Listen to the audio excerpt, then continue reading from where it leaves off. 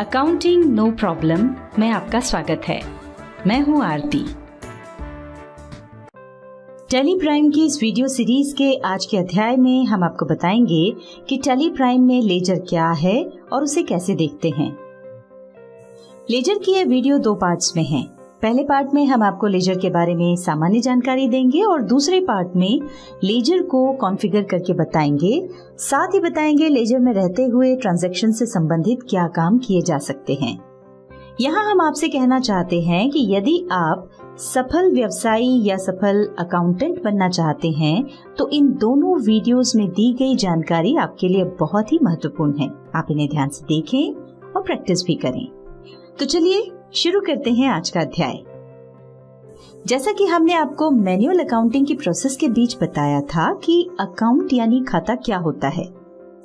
जब किसी व्यक्ति विशेष, वस्तु, सेवा या आय व्यय इत्यादि से संबंधित समस्त लेन देन एक निश्चित स्थान पर तिथिवार और नियमानुसार रखे जाते हैं तो उसे खाता यानी अकाउंट कहते हैं।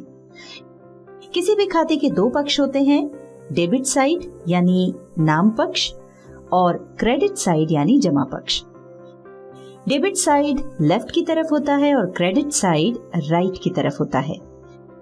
यहाँ पर हम आपको याद दिला दें कि टैली में खाता यानी अकाउंट को ही लेजर कहते हैं।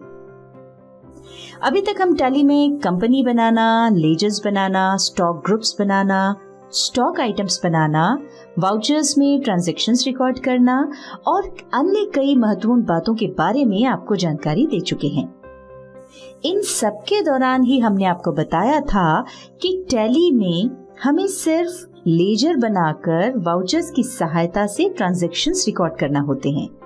इसके बाद मैनुअल अकाउंटिंग के बाकी सभी काम जैसे ledger posting, trial balance, trading and profit and loss account और बैलेंस शीट टैली हमें खुद ही बनाकर दे देता है। यानी ये सभी काम टैली में ऑटोमेटिकली रिफ्लेक्ट हो जाते हैं। अब सवाल ये है कि टैली में हमने जिन ट्रांजैक्शंस को वाउचर्स में रिकॉर्ड किया है उनकी ऑटोमेटिक पोस्टिंग तो लेजर्स में हो गई, पर वो ट्रांजैक्शंस संबंधित लेजर में कैसे देखे जा सकते हैं। तो इस वीडियो में हम आपको बताएंगे लेजर को कैसे देखते हैं। आगे बढ़ने से पहले हम आपको ये भी याद दिला दें कि इसके पहले वाली वीडियो में हमने रिपोर्ट्स के अंतर्गत आने वाली बहुत ही महत्वपूर्ण रिपोर्ट डे बुक के बारे में बताया था और ये भी बताया था कि इस रिपोर्ट पर 3 तरीकों से पहुंचा जा सकता है। उसी तरह लेजर को देखने के भी 2 तरीके हैं।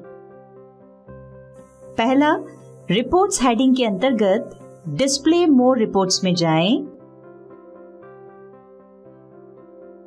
यहां से अकाउंट्स बुक्स पर जाएं। यहां लेजर दिखाई पड़ रहा है।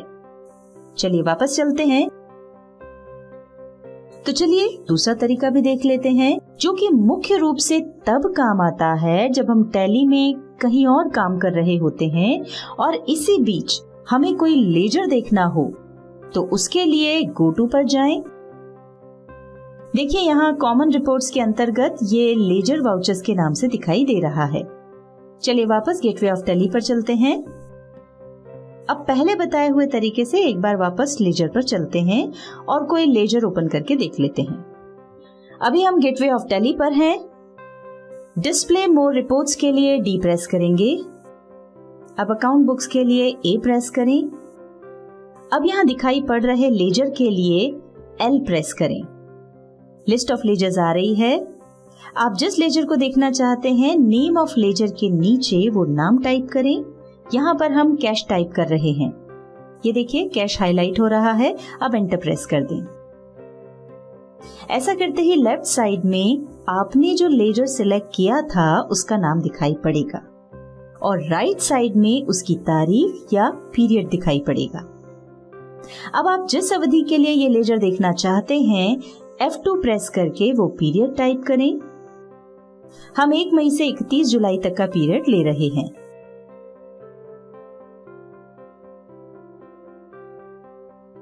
यहाँ एक बात ध्यान रखें, लेजर में पीरियड चेंज करने के लिए आप F2 या ऑल्टर के साथ F2 दोनों शॉर्टकट्स में से किसी का भी उपयोग कर सकते हैं। यहाँ पर कुछ बातों को ध्यान से समझें। नीचे की ओर आप जो ओपनिंग बैलेंस देख रहे हैं वो हमने जो पीरियड सिलेक्ट किया है उसकी शुरुआत का है। जैसे यहाँ ये 1 मई का है। करंट टोटल में आप जो भी अमाउंट देख रहे हैं वो इस लेजर में सिलेक्टेड पीरियड में जो भी अमाउंट डेबिट और क्रेडिट हुए हैं उनका टोटल है। और क्लोजिंग बैलेंस में आप जो अमाउंट देख रहे हैं वो आपने जो पीरियड सिलेक्ट किया है उसके आखिर का होता है। जैसे यहाँ पर ये 31 जुलाई का है। यहाँ पर एक खास बात ध्यान रखें, रिपोर्ट देखने के पहले हमेशा ऊपर पीरियड जरूर चेक कर लें कि हमने जो पीरियड लिया है रिपोर्ट उसी पीरियड की है या नहीं, क्योंकि कई बार हमसे पीरियड चेंज करने में गलती हो जाती है।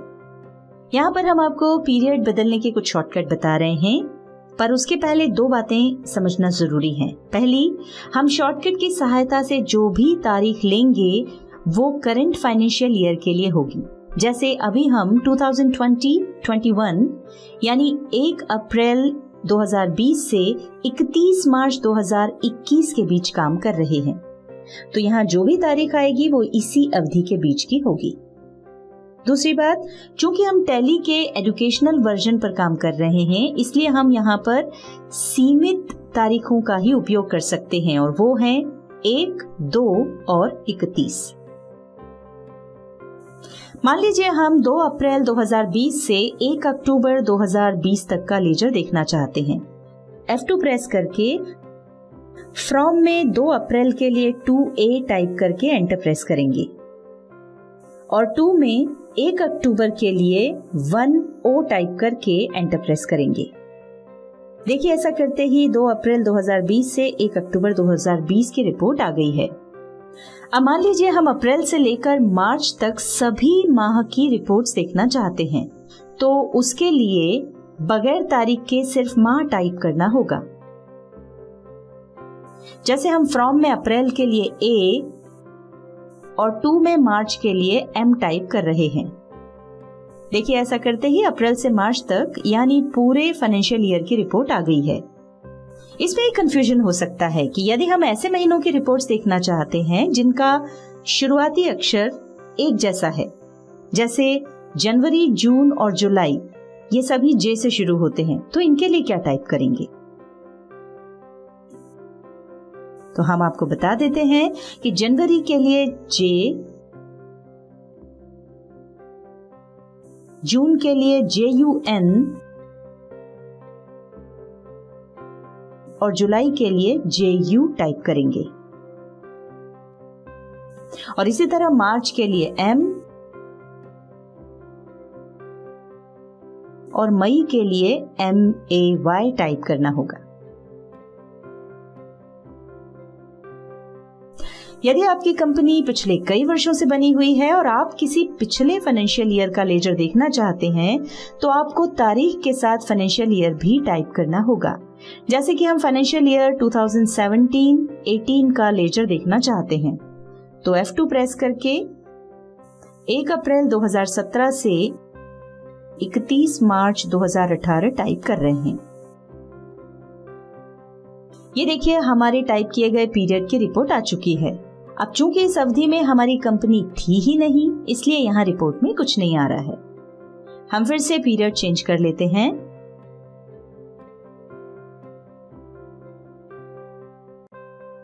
यहाँ पर हम आपको बता दें कि मैनुअल अकाउंटिंग के बीच हमने आपको जर्नल से अकाउंट्स में पोस्टिंग करना बताया था और पोस्टिंग के बाद अकाउंट्स किस तरह के दिखते हैं ये भी बताया था। उसी का एक नमूना हम आपको यहाँ भी बता रहे हैं। देखिए, मैनुअल अकाउंटिंग में अकाउंट यानी लेजर इस तरह का दिखाई पड़ता है और टैली में लेजर इस तरह से दिखाई देता है। दोनों ही लेजर्स में उनसे संबंधित सभी लेन देन यानी ट्रांजैक्शंस तिथिवार रखे गए हैं। दोनों में 2 पक्ष हैं, एक डेबिट और एक क्रेडिट। दोनों ही लेजर्स में आप देख सकते हैं कि उनमें किस प्रकार के लेन देन हुए हैं, कुल कितना रुपया आया है, कितना गया है और अब उस अकाउंट में क्या बैलेंस है। दोनों में सिर्फ थोड़ा ही फर्क है और वो है प्रेजेंटेशन का। इस वीडियो में आपने जाना कि लेजर क्या है और टैली में लेजर कैसे देखते हैं। इसके बाद वाली वीडियो में हम आपको लेजर को कॉन्फ़िगर करना और लेजर में रहते हुए ट्रांजैक्शन से संबंधित क्या काम किए जा सकते हैं ये बताएंगे।